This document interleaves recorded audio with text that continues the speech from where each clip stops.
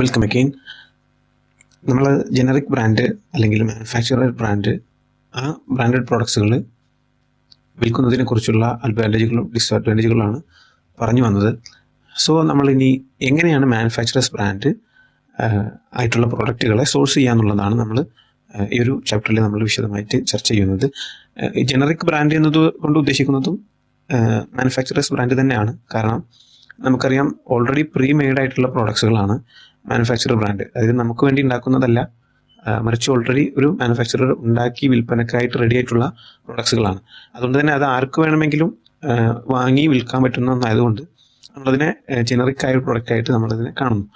So ഇനി എവിടെ നിന്നാണ് നമുക്ക് മാനുഫാക്ചറർ പ്രോഡക്ട്സുകൾ കിട്ടുക എന്ന് ചോദിച്ചാൽ, നമുക്കറിയാം ഓരോ കാറ്റഗറി ആയിട്ടുള്ള പ്രോഡക്ട്സുകൾ. ഒരു എക്സാമ്പിളിന് നമ്മളൊരു കിച്ചൺ റിലേറ്റഡ് പ്രോഡക്ട്സുകൾ, ആക്സസറീസ് ഒക്കെയാണ്, വീട്ടിലേക്ക് ഉപയോഗിക്കുന്ന ഹോം റിലേറ്റഡ് പ്രോഡക്ട്സുകളാണ് വിൽക്കുന്നതെങ്കിൽ നമുക്കറിയാം നമ്മളുടെ അടുത്ത് തന്നെയുള്ള ഹോൾസെയിൽ മാർക്കറ്റുകളുണ്ടാവും, ഓഫ്ലൈൻ മാർക്കറ്റുകൾ. അതായത് ഇപ്പോൾ ഒരു ഉദാഹരണത്തിന് നമുക്ക് നമ്മുടെ ഏറ്റവും അടുത്തുള്ള ഒരു കേരളത്തിലെ ഉള്ള ഒരു ഹോൾസെയിൽ മാർക്കറ്റാണ് തിരൂർ, മലപ്പുറം ഡിസ്ട്രിക്റ്റിൽ തിരൂരിലെ ഗൾഫ് ബസാർ എന്ന് പറയുന്ന പ്രൊഡക്റ്റുകളുടെ ഒരുപാട് ശേഖരങ്ങളുള്ളൊരു മാർക്കറ്റാണത്. അതുപോലെ തന്നെ നമുക്കറിയാം എറണാകുളത്ത് കൊച്ചിയിൽ ബ്രോഡ്വേ മാർക്കറ്റ് ഉണ്ട്, മേത്തർ ബസാർ എന്ന് തുടങ്ങിയിട്ട്. അവിടെ ഒരു വിധപ്പെട്ട എല്ലാ പ്രോഡക്ട്സുകളും, സ്പെഷ്യലി ടെക്സ്റ്റൈൽസ് പ്രോഡക്ട്സുകളാണ് കൂടുതലായിട്ടും ബ്രോഡ്വേ മാർക്കറ്റിലുള്ളത്. പക്ഷേ അതിനോട് ചേർന്ന് മേത്തർ ബസാറിലും മറ്റൊക്കെ ഒരുപാട് സ്റ്റേഷനറി പ്രോഡക്ട്സുകൾ, വീട്ടുപകരണങ്ങൾ, ഇലക്ട്രോണിക്സിൻ്റെ ഒരു ഏരിയ തന്നെ ഉണ്ട്.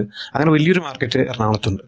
അപ്പോൾ ഇത്തരം സ്ഥലങ്ങളാണ് നമുക്ക് കേരളത്തിൽ അവൈലബിൾ ആയിട്ടുള്ളത്. ഇനി ഇലക്ട്രോണിക്സോ അല്ലെങ്കിൽ ഓട്ടോമോട്ടീവ് പാർട്സുകളോ മറ്റു ഇലക്ട്രിക്കൽ പ്രോഡക്ട്സുകളൊക്കെ ആണെങ്കിൽ നമുക്ക് തൊട്ടടുത്ത് തന്നെ കോയമ്പത്തൂരുണ്ട്. ഇതിൻ്റെയൊക്കെ ഒരു നമുക്ക് റഫായ ഒരു ചിത്രമാണ് നമ്മൾ മനസ്സിലാക്കാൻ വേണ്ടിയിട്ടാണ് പറയുന്നത്. അതായത് നമുക്ക് ഏറ്റവും എളുപ്പത്തിൽ നമ്മളിപ്പോൾ ഒരു അടുത്തുള്ള ഹോൾസെയിൽ മാർക്കറ്റിൽ ചെല്ലുന്നു. നമ്മൾ ഏകദേശം ആമസോണിലൊക്കെ സെർച്ച് ചെയ്ത് നമുക്ക് ചില ധാരണകളുണ്ടാവും ഏത് പ്രോഡക്റ്റുകൾ നമുക്ക് വിൽക്കാൻ തുടങ്ങാമെന്നുള്ളത്. അപ്പോൾ അത്തരം പ്രോഡക്ട്സുകൾ നമ്മൾ മാർക്കറ്റിനകത്തൂടെ അങ്ങനെ നടന്നു കഴിഞ്ഞാൽ നമുക്ക് അവിടെ വിൽക്കുന്നതായിട്ട് കാണാം. അപ്പോൾ നല്ലൊരു നെഗോഷ്യബിൾ ആയിട്ടുള്ള ഒരു സ്കില്ല് നമുക്കുണ്ടെങ്കിൽ, നമുക്ക് നെഗോഷിയേഷൻ ചെയ്യാൻ കഴിയുന്നൊരു സ്കില്ലുണ്ടെങ്കിൽ നമുക്ക് മാക്സിമം പ്രൈസിൽ, അത് ബെസ്റ്റ് പ്രൈസിൽ, കുറഞ്ഞ വിലയിൽ മേടിച്ച്, അതും വളരെ കുറഞ്ഞ പ്രോഡക്ട്സുകൾ. നമ്മൾ ഒരിക്കലും തന്നെ 1000 പീസോ 10,000 പീസോ ഒന്നും പർച്ചേസ് ചെയ്യേണ്ടതില്ല. കാരണം ഒരു ഹോൾസെയിൽ മാർക്കറ്റിൽ ഒരു നിശ്ചിത എമൗണ്ട് മാത്രം മുടക്കി നമുക്ക് ബിസിനസ് ചെയ്യാൻ പറ്റുന്ന ഒരു രീതിയാണ് സാധാരണ ഉണ്ടാവാറുള്ളത്. ഇനി കുറച്ചും കൂടി അഡ്വാൻസ്ഡ് ആയിട്ടുള്ള മാർക്കറ്റുകൾ നമുക്ക് മുംബൈയിലുണ്ട്, അതുപോലെ തന്നെ ഡൽഹി മാർക്കറ്റുകളുണ്ട്. ഡൽഹിയിലെ മാർക്കറ്റുകൾ നേരിട്ട് ചൈനയിൽ നിന്ന് ഇമ്പോർട്ട് ചെയ്യുന്ന മാർക്കറ്റുകളാണ്. പല ഡീലേഴ്സും അങ്ങനെയാണ് ഉള്ളത്. മുംബൈയിലും അങ്ങനെ തന്നെയാണ് ഉള്ളത്. അപ്പോൾ നമ്മൾ തിരൂർ മാർക്കറ്റിനെ കുറിച്ച് പറഞ്ഞപ്പോൾ, തിരൂർ മാർക്കറ്റും ഏകദേശം ആ ഒരു ഡൽഹിയിലെ രീതി പോലെ തന്നെയാണ്. കാരണം അവിടെയും എൻ്റെ ഒരു എക്സ്പീരിയൻസ് വെച്ചിട്ട് ഞാൻ വളരെ ചെറിയ പ്രായത്തിൽ തന്നെ ഇതുപോലെ പ്രോഡക്ട്സുകൾ കണ്ടെത്താനായിട്ട് തിരൂർ മാർക്കറ്റിലൊക്കെ പോയിട്ടുള്ളതുകൊണ്ട്, പലതവണ പോയിട്ടുണ്ട്. അതുകൊണ്ട് തന്നെ എനിക്ക് അവിടെ മനസ്സിലായിട്ടുള്ളൊരു കാര്യം, ഡയറക്റ്റ് ആയിട്ട് ഇവിടെ ഇമ്പോർട്ട് ചെയ്യുന്ന ആളുകളും ഉണ്ട്. പിന്നെ ഡൽഹിയിലെ വലിയ മാർക്കറ്റുകളിൽ നിന്ന് ബൾക്കായിട്ട് കൊണ്ടുവന്നിട്ട് ഹോൾസെയിൽ ചെയ്യുന്ന കമ്പനികളും അല്ലെങ്കിൽ സ്ഥാപനങ്ങളും ഉണ്ട്. അപ്പോൾ നമ്മൾ ജസ്റ്റ് മാർക്കറ്റിനകത്തൂടെ നടന്നു കഴിഞ്ഞാൽ നമുക്ക് ഒരു ഐഡിയ കിട്ടും. അതാണ് ഒരു മാർഗം സോഴ്സ് ചെയ്യാനുള്ള. ബ്രാൻഡ് അത് ഓൾറെഡി ഒരു മാനുഫാക്ചർഡ് ബ്രാൻഡ് തന്നെ വിൽക്കുകയാണെങ്കിൽ, അത് പ്രൊഡക്റ്റ് ജനറിക് ആയ ഒരു പ്രൊഡക്റ്റായിട്ട് വിൽക്കണമെങ്കിൽ സോഴ്സ് ചെയ്യാനുള്ള ഒരു ഓഫ്ലൈൻ മെത്തേഡ് എന്ന് പറയുന്നത് അതാണ്. അടുത്തതായിട്ട് നമ്മൾ പ്രൊഡക്റ്റ് സോഴ്സ് ചെയ്യാനുള്ളത് കോണ്ടാക്ട് മാനുഫാക്ചറർ ഡയറക്റ്റ്ലി. അതായത് നമ്മളിപ്പോൾ മാർക്കറ്റിനകത്ത് പല പ്രൊഡക്ട്സുകൾ കണ്ടു, അത് കുറച്ചുകൂടെ അഡ്വാൻസ്ഡ് ആയിട്ടുള്ളൊരു പ്രൈസിങ്ങിൽ നമുക്ക് കിട്ടണമെങ്കിൽ നമുക്ക് ആ പ്രൊഡക്റ്റിന് ഒരു പേരുണ്ടാവും, അല്ലേ? ആ പ്രൊഡക്റ്റിൻ്റെ ഒരു ബ്രാൻഡ് നെയിമോ അല്ലെങ്കിൽ അതിൻ്റെ മാനുഫാക്ചററിൻ്റെ നെയിമോ നമ്മളിപ്പോൾ മാർക്കറ്റുകളിലൊക്കെ കണ്ട പ്രൊഡക്റ്റുകൾക്ക് ഉണ്ടാവും. അപ്പോൾ ആ പ്രൊഡക്റ്റിൻ്റെ പേര് ഉപയോഗിച്ച് തന്നെ അതിൻ്റെ മാനുഫാക്ചറെ കോൺടാക്ട് ചെയ്യാൻ പറ്റുന്ന, നമുക്ക് ഓൺലൈനായിട്ട് സെർച്ച് ചെയ്യാനും മറ്റുള്ള ബിസിനസ് ക്ലാസിഫൈഡുകളൊക്കെ നോക്കിയാലും ഒക്കെ ആയിട്ട് നമുക്ക് മാനുഫാക്ചറുടെ നമ്പറും മറ്റൊക്കെ കിട്ടും. ഗൂഗിളിൽ സെർച്ച് ചെയ്താലൊക്കെ കിട്ടും. അപ്പോൾ അത്തരം രീതിയിൽ നമ്മൾ ആ പ്രൊഡക്റ്റിൻ്റെ മാനുഫാക്ചറെ ഡയറക്റ്റ് ആയിട്ട് തന്നെ കോണ്ടാക്ട് ചെയ്യുക എന്നുള്ളതാണ് മറ്റൊരു മാർഗം. ഞാൻ കുറച്ചുകൂടി വ്യക്തമായി പറയുകയാണെങ്കിൽ, ഇപ്പോൾ ഞാനൊരു ഉദാഹരണത്തിന് ഒരു ഹൈപ്പർ മാർക്കറ്റിലൂടെ, സൂപ്പർ മാർക്കറ്റിലൂടെ അല്ലെങ്കിൽ സാധാരണ ഹോൾസെയിൽ മാർക്കറ്റിലൂടെ ഇങ്ങനെ നടക്കുമ്പോൾ ഒരു പ്രൊഡക്റ്റ് കാണുന്നു. ഞാനൊരു ഡെമോൺസ്ട്രേഷന് വേണ്ടിയിട്ട് ഞാൻ ഒരു ഹൈപ്പർ മാർക്കറ്റിൽ കണ്ട ഒരു പ്രൊഡക്റ്റ് കണ്ടപ്പോൾ നിങ്ങളെ പഠിപ്പിക്കാനും മറ്റൊക്കെ ആയിട്ട് ഞാൻ എടുത്തു വെച്ചൊരു ഫോട്ടോ ആണ് നിങ്ങൾക്ക് കാണുന്നത്. ഇപ്പോൾ ഇതൊരു ബ്ലാങ്കറ്റാണ്. ഇതുപോലെ ഷെൽഫുകളിൽ ഒരുപാട് ബ്ലാങ്കറ്റുകൾ വെച്ചിട്ടുണ്ട്. അപ്പോൾ നമ്മളവിടെ ശ്രദ്ധിച്ചു നോക്കിയാൽ നമുക്ക് കാണാം ഈ കമ്പനിയുടെ അഡ്രസ്സും മറ്റുമൊക്കെ അവിടെ നൽകിയിട്ടുണ്ട്.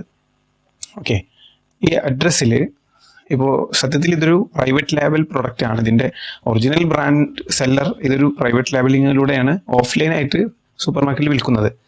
അപ്പോൾ വളരെ ഒരു എക്സലൻ്റ് ആയിട്ടുള്ള എക്സാമ്പിളാണ്. നമുക്ക് അത്തരം ഒരു പ്രൊഡക്റ്റ് പ്രൈവറ്റ് ലേബലിംഗ് ആയിട്ടുള്ള പ്രൊഡക്റ്റ് ഉണ്ടെങ്കിൽ നമുക്ക് ഓഫ്ലൈനിലൂടെയും വിറ്റ് നമുക്ക് ഒരു ബ്രാൻഡായി മാറാമെന്നുള്ളതിനൂടി ഒരു ഉദാഹരണമാണ്, സാന്ദർഭികമായിട്ട് സൂചിപ്പിച്ചെന്ന് മാത്രം. ഇപ്പോൾ ഇവിടെ നമുക്ക് 2 അഡ്രസ്സുകൾ കാണാനുണ്ട്. മാർക്കറ്റഡ് ബൈ എന്ന് പറഞ്ഞിട്ടൊരു അഡ്രസ്സ് ഉണ്ട്, മാനുഫാക്ചർഡ് ബൈ എന്ന് പറഞ്ഞിട്ടുള്ള അഡ്രസ്സ് ഉണ്ട്. മാനുഫാക്ചർ ഏകദേശം മുംബൈയിലാണ് ലൊക്കേറ്റ് ചെയ്തിട്ടുള്ളത്, നമുക്ക് ഇവിടെ നിന്ന് കാണാം.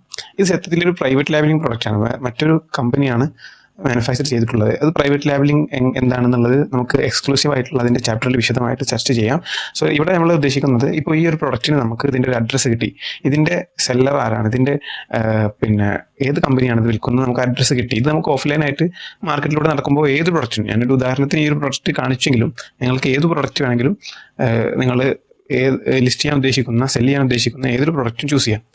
അപ്പോൾ ഈ ഒരു പ്രൊഡക്റ്റിൻ്റെ സെല്ലറെ ഡയറക്റ്റായിട്ട് കോണ്ടാക്ട് ചെയ്ത് നമ്മൾ ആ പ്രൊഡക്റ്റിനെ ഒരുപാടല്ലെങ്കിലും ഒരു കാർട്ടണോ 2 കാർട്ടണോ ഒക്കെ ആയിട്ട് മേടിച്ച് വിൽക്കുന്ന ഒരു രീതിയും നമുക്ക് എന്ത് ചെയ്യാം, ഒരു സോഴ്സിങ് എന്ന രൂപത്തിൽ പ്രൊഡക്റ്റ് സോഴ്സ് ചെയ്യാൻ ഉപയോഗിക്കാം.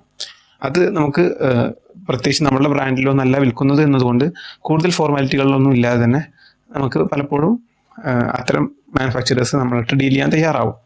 ചില മാനുഫാക്ചർ ഒഴികെ ചില മാനുഫാക്ചേഴ്സിന് ഒരു ഏരിയകളിലെ ഡിസ്ട്രിബ്യൂഷനോ മറ്റൊക്കെ ഉണ്ടെങ്കിൽ അങ്ങനെയുള്ളവർ എളുപ്പത്തിൽ നമുക്ക് പിന്നെ അവൈലബിൾ ആയി കിട്ടില്ല. പക്ഷെ പല ഇന്ത്യൻ പ്രൊഡക്ട്സുകളും നമുക്ക് ഇതുപോലെ മാനുഫാക്ചറെ കോൺടാക്ട് ചെയ്തിട്ട് നമ്മളുടെ പർപ്പസ് പറയാം, നമ്മൾ ഓൺലൈനിലൂടെ സെല് ചെയ്യുന്ന കമ്പനിയാണ്, നമുക്ക് കുറച്ച് പ്രൊഡക്ട്സുകൾ വേണം എന്ന് പറഞ്ഞ് നമുക്ക് വളരെ റാൻഡമായ കുറച്ച് പീസസ് മേടിച്ച് അങ്ങനെയും മാനുഫാക്ചറേഴ്സ് ബ്രാൻഡഡ് പ്രൊഡക്ട്സുകൾ വിൽക്കാൻ പറ്റും.